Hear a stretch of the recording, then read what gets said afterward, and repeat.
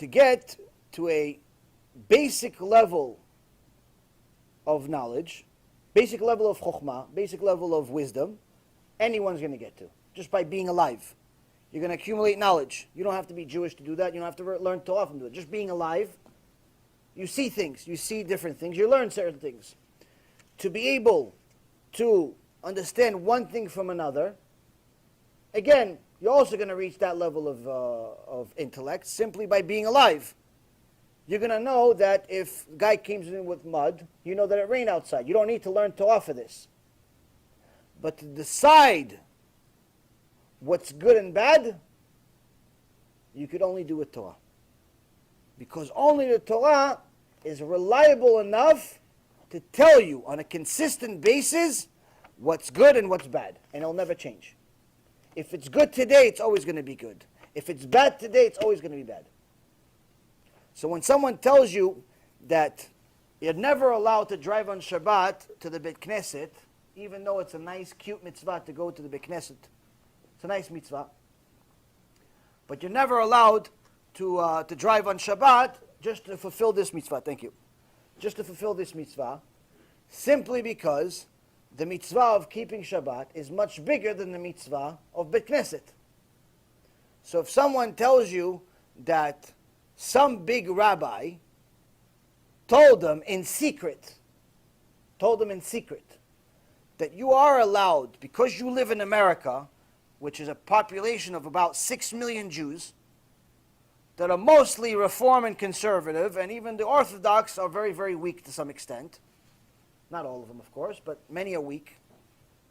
So since it's such a weak nation as a whole, weak generation as a whole, even weaker in the exile, some big rabbi, that's one of the giants of the generation, told some other small, tiny, little no-name rabbi, in secret, your kehillah has special rules.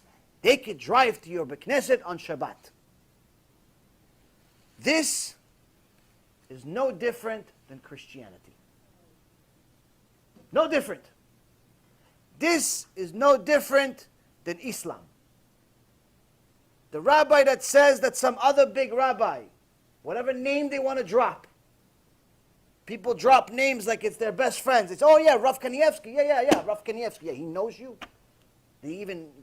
Rav Kanievsky, you're just throwing his name like he's your boy from school. Oh yeah, Rav Ovadia. Yeah, Rav Ovadia. I read his book. Yeah, you read his book. Do you even know how to read Hebrew? What'd you read?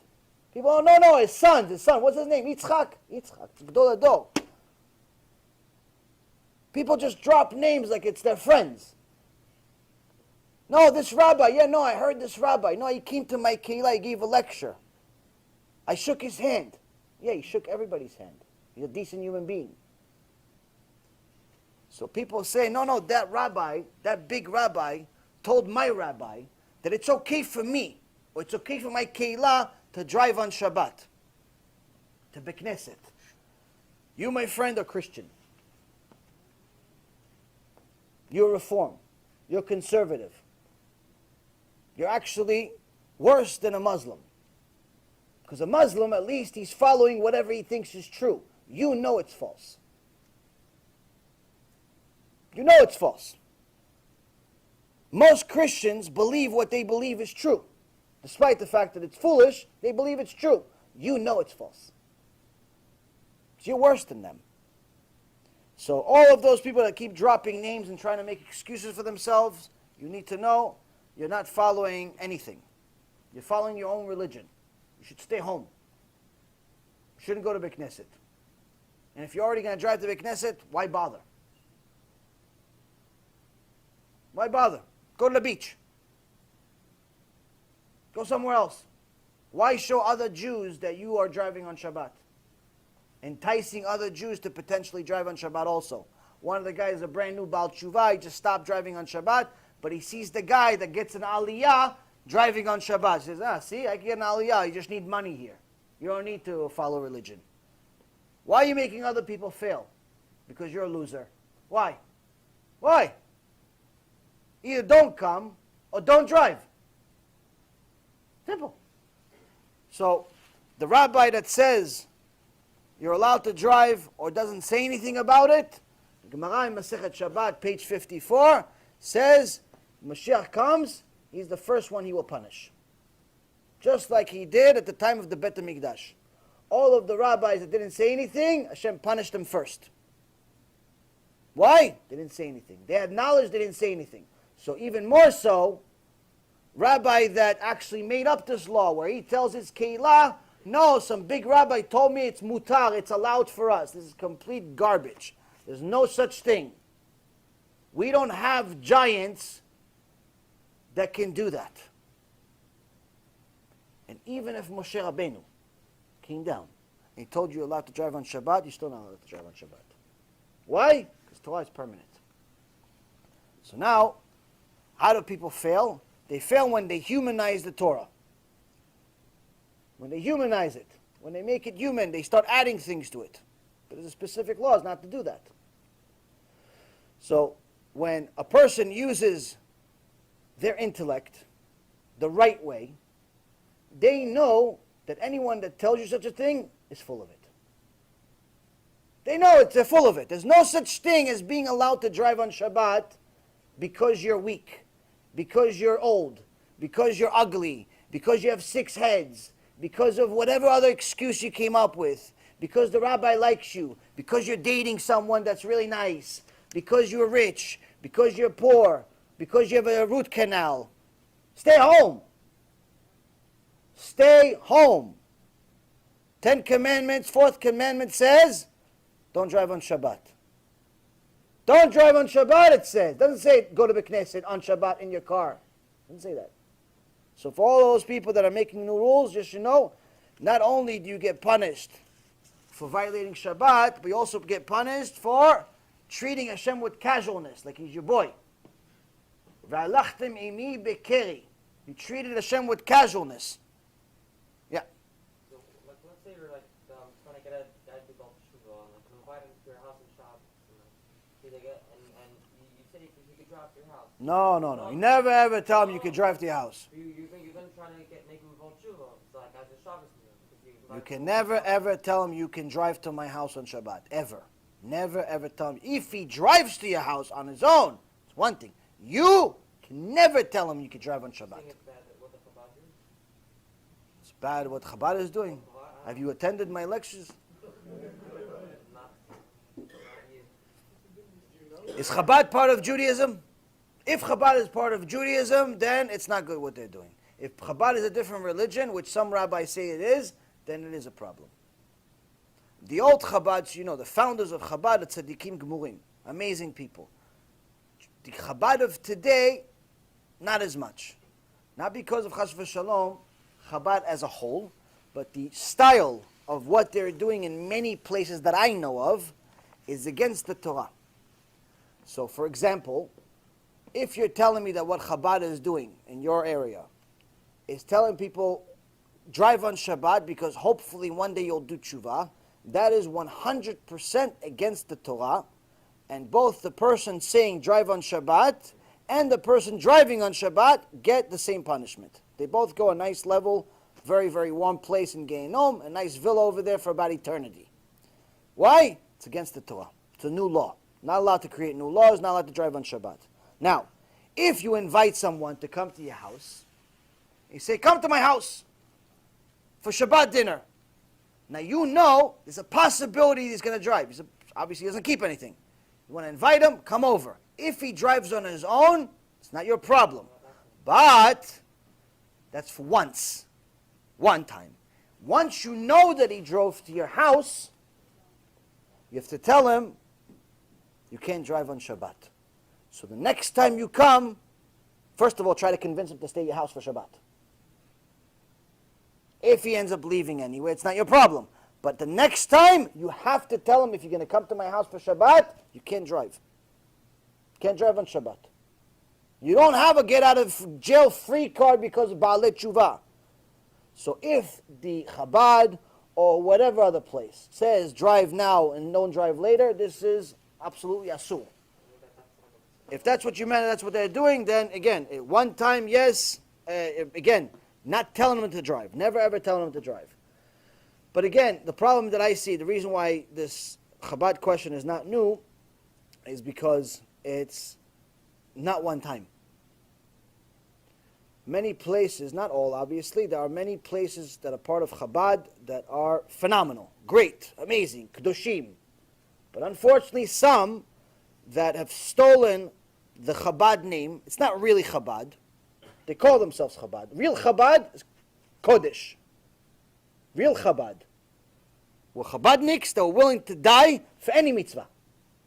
Pick a mitzvah, they're willing to die for it. Real Chabadniks were willing to die for mitzvah of Chanukah. One candle. Willing to die for mitzvah tzitzit. Die. Mitzvah tzitzit, they're willing to die for it. Any mitzvah, pick it, they're willing to die for it. Even though you don't have to die. Real Chabadniks were so holy, they're willing to die for any mitzvah. Today, some people are wearing the Chabad banner, the beard, the hat, the symbol on the Beit Knesset, but they're not really Chabad. It's like a costume. No, it's in general. It's under the umbrella. Everyone thinks it's Chabad. In reality, in Shamayim, they say, no, that's not Chabad. That's Chilul Hashem.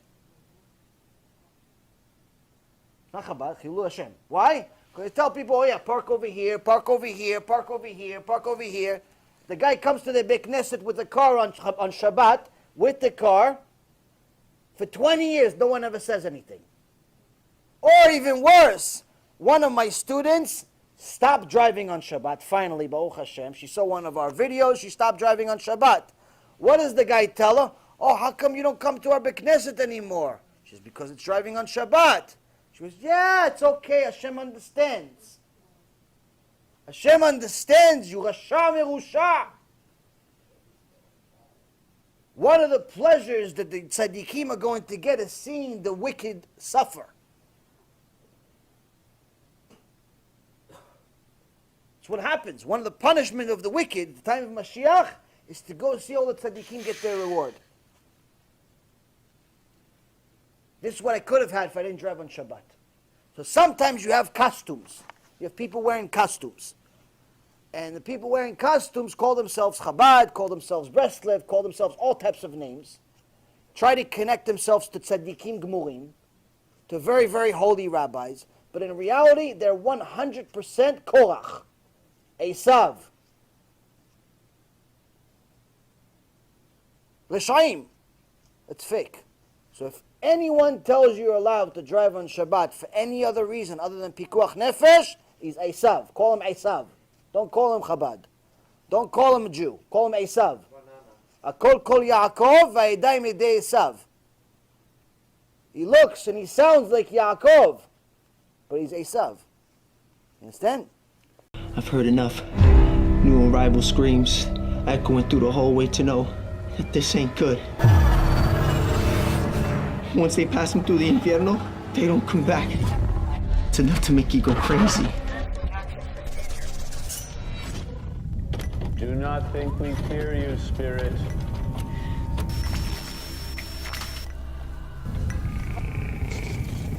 We know your power is born of evil. This is your last night in the land of the living. You understand me, malevolent demon?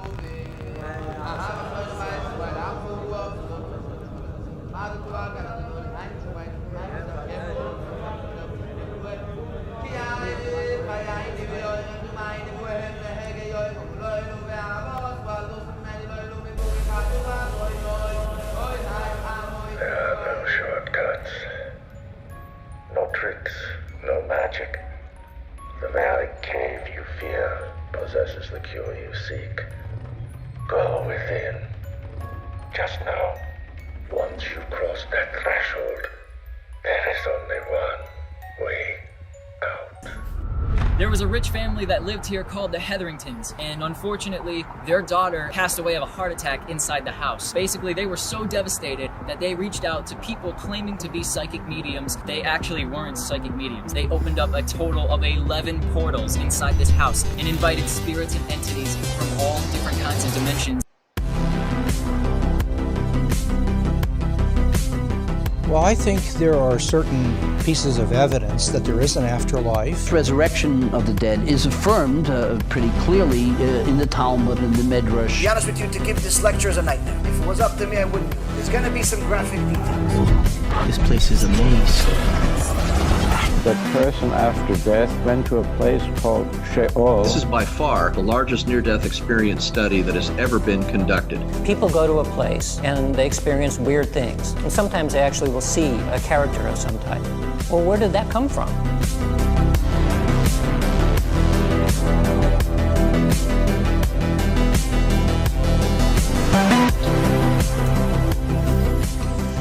I don't know why that one chain is swinging back there.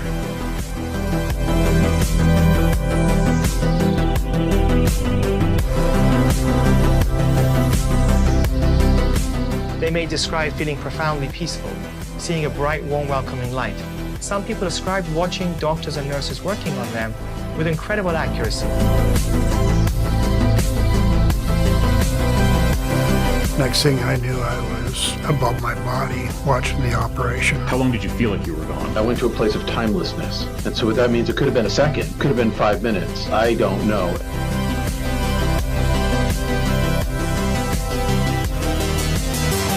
Can you imagine waking up from your sleep and not being able to move? As I'm lying there, I realized that there's an evil presence next to me. Do you believe that angels, demons exist?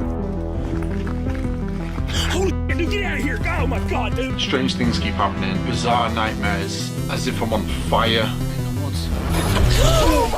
Whoa, what the hell is this? Man, I've got bad chest pain.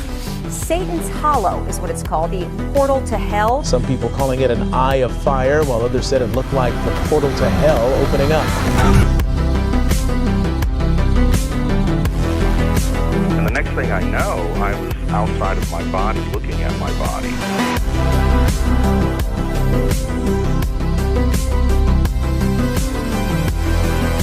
What I'm going to do is called claromancy, the art of throwing lots or throwing bones. 2,000 years of experience, passed down, recorded, of how demons work. God has them all on a leash, and he lets the leash go enough to let them tempt us, because that's what makes us spiritually stronger.